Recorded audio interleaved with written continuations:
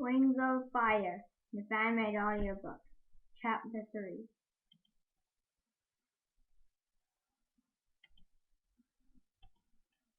Suddenly there was a thundering crash from the central cave. Clay heard the entrance boulder slam into place, and then the rumble of heavy footsteps from the extra squish flap sound of them. He knew it must be Webs. Something's happening, Nanny said. She hurried to the door with her ears twitching and a spiny ridge along her back standing straight up. We have to go listen. Starflight spread his wings slowly. I'm sure we'll find out what the fuss is in the morning. I don't want to wait that long.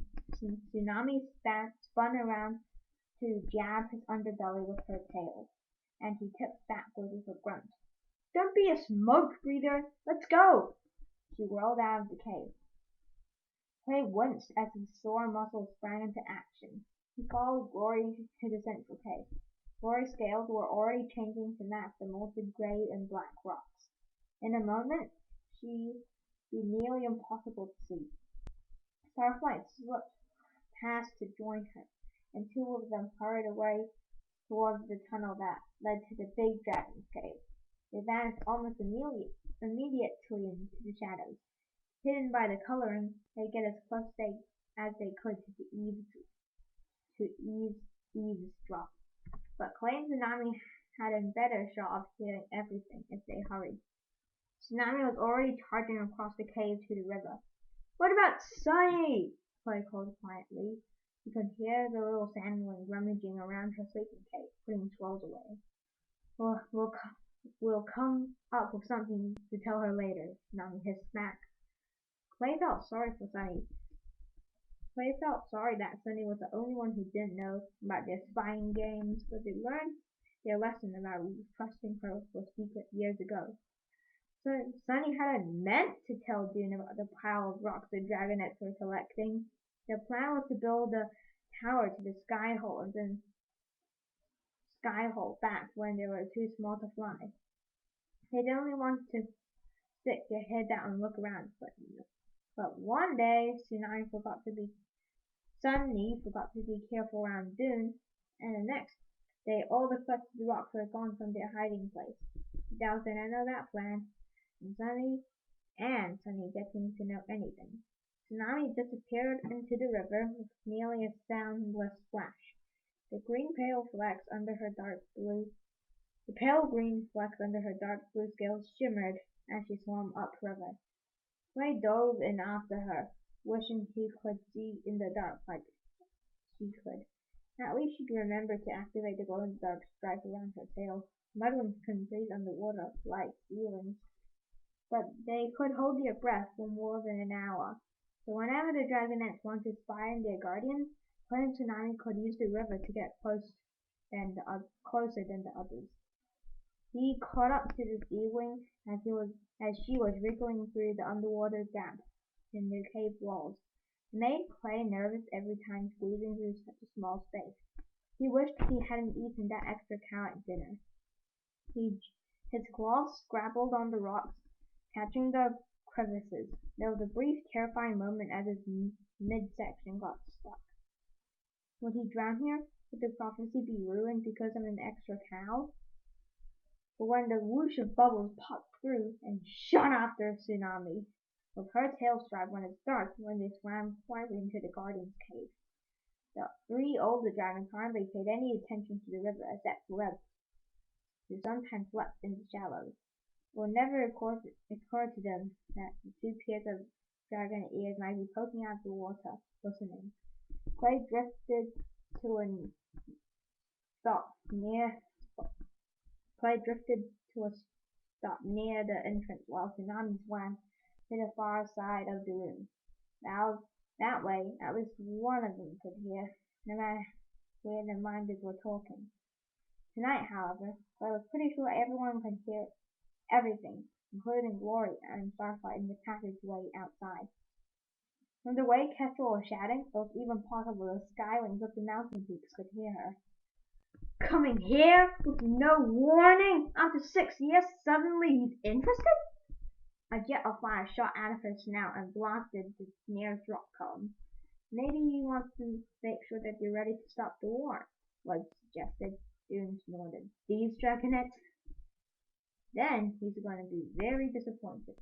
He eased himself onto a flat boulder, stretching his four-legged stump and mangled wings towards the fire. Big Sandwing Dragon never discussed his scars or how he lost his foot. The dragonet could guess from his anger in his voice whenever he talked about the war. The fact that he couldn't fly was probably why he was chosen for the underground mining duty.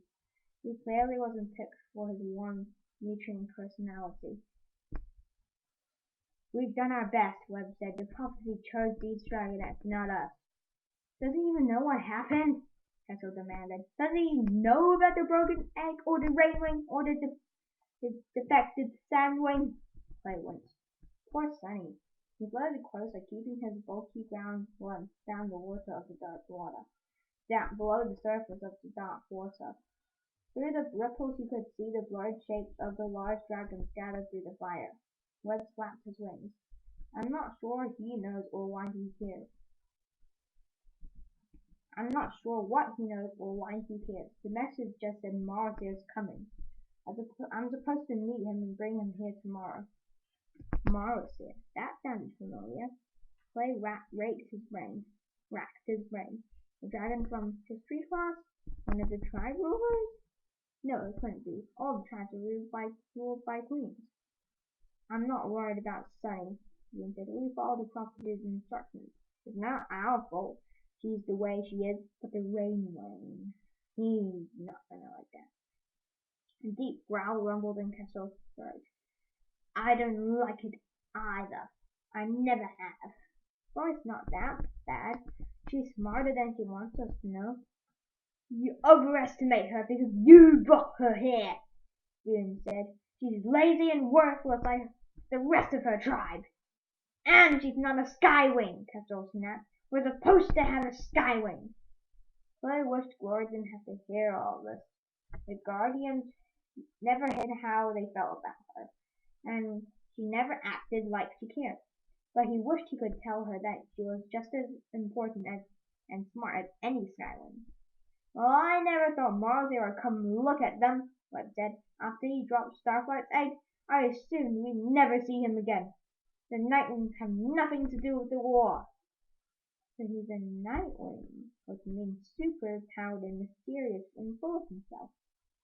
Now, as old Clay can remember about Nightwing, he found himself actually wishing he could get a lecture from Starflight. The epic wonderfulness of Nightwing was the Black Dragonet's favorite topic. Did they tell him say what he wants? So asked, well, it's his prophecy. I guess he wants to make sure it will actually come true. Marcia. Clay felt a jolt run through him, like stinging shock he sometimes got when Dean whacked him with his barred tail. We're not paying attention. Marcia was the Nightwing dragon who had spoken the Dragonet prophecy 10 years ago. They had learnt about him in history, but also some of the many facts that Clay would never remember. Who had delivered the prophecy had never seemed as important as who was in the prophecy. But maybe Martha was more important than Clay had realized after all. He was coming to see them. Perhaps he would take them all out into the world. Perhaps they didn't need to escape after all. Perhaps everything was about to change. So that's the end of the chapter. I really hope you'll like and subscribe, and see you in the next video.